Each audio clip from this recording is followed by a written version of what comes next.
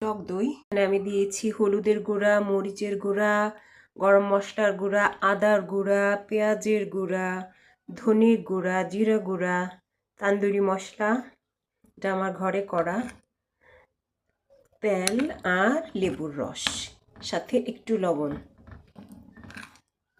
যতটুকু লাগে। এখন ভালোভাবে এটাকে মিশিয়ে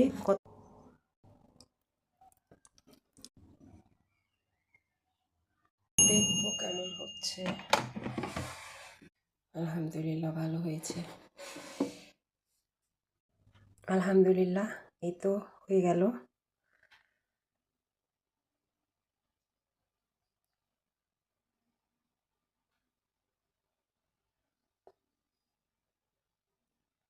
এটা হচ্ছে বারবিকিউ সস আর এটা হচ্ছে রায়তা, ইয়োগার্ট রায়তা, আর কিছু সালাদ দিয়ে পরিবেশন করেছি।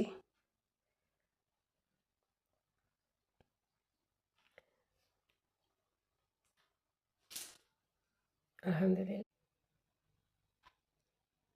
আলহামদুলিল্লাহ। এই তো আমার এয়ার ফ্রায়ারে করা কাবাব।